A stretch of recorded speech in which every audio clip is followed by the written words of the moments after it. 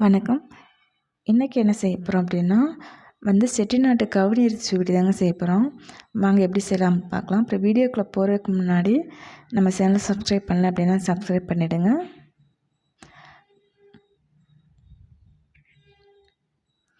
அதுக்கு நான் 1 கப் அளவுக்கு கவுனி அரிசி எடுத்துருக்கேன். இப்போ ஃபஸ்ட்டு நம்ம தண்ணி ஊற்றி இதை நல்லா கழுவிக்கலாம்.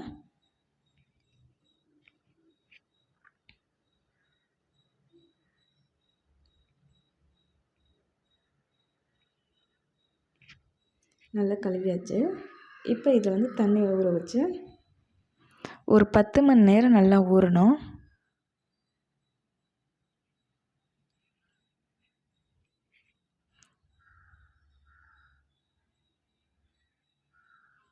இப்போ நமக்கு ஒரு 10 மணி நேரத்துக்கு மேலே ஆகிடுச்சு. நல்லா ஊறிடுச்சு.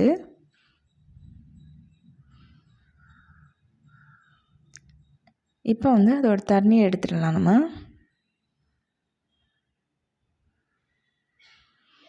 இப்போ தண்ணியை எடுத்துகிட்டு அந்த அரிசியை மட்டும் சேர்த்துக்குங்க.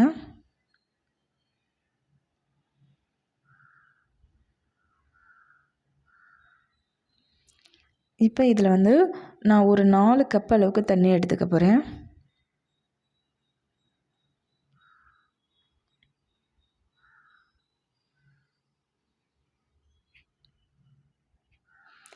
இப்போ ஸ்டவ் பற்ற வச்சுட்டு இப்போ நீங்கள் ஸ்டவ்வு ஹையில் வச்சு விசில் வந்த பிறகு சிம்மில் வச்சுடுங்க.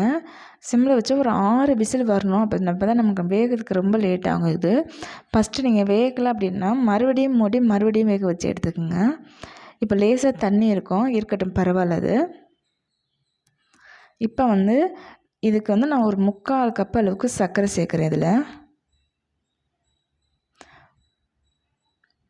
இந்தளவுக்கு சர்க்கரை பற்றாது. ஃபஸ்ட்டு சேர்த்துக்குங்க. சேர்த்துட்டு அப்புறம் எப்படி இருக்குன்னு பார்த்துட்டு அப்புறம் சேர்த்துக்குங்க.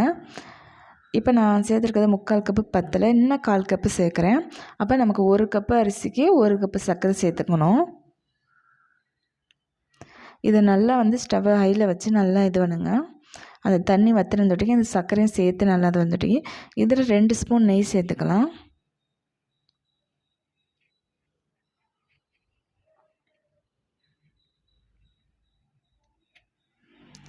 நல்லா நமக்கு வற்றி நல்லா இது வந்துட்டோம். இது கூட நான் ஒரு ஏலக்காய் எடுத்திருக்கேன். ஒரு ஏலக்காய் சேர்த்துக்குங்க. இப்போ நமக்கு வற்றி இந்தளவுக்கு ஆகிடுச்சு. நல்லா இதாகிடுச்சு. இப்போ இறக்க போகிற டயத்தில் நான் ஒரு 1/4 மூடி தேங்காய், திருகின தேங்காய் சேர்த்துக்கிறேன்.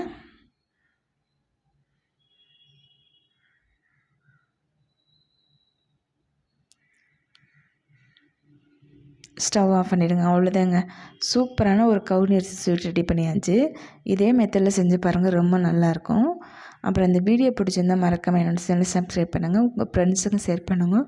இந்த வீடியோ எப்படின்னு சொல்லி கமெண்ட்ஸில் சொல்லுங்கள். ஒரு லைக் பண்ணுங்கள். நன்றி. அடுத்த வீடியோவில் பார்க்கலாம்.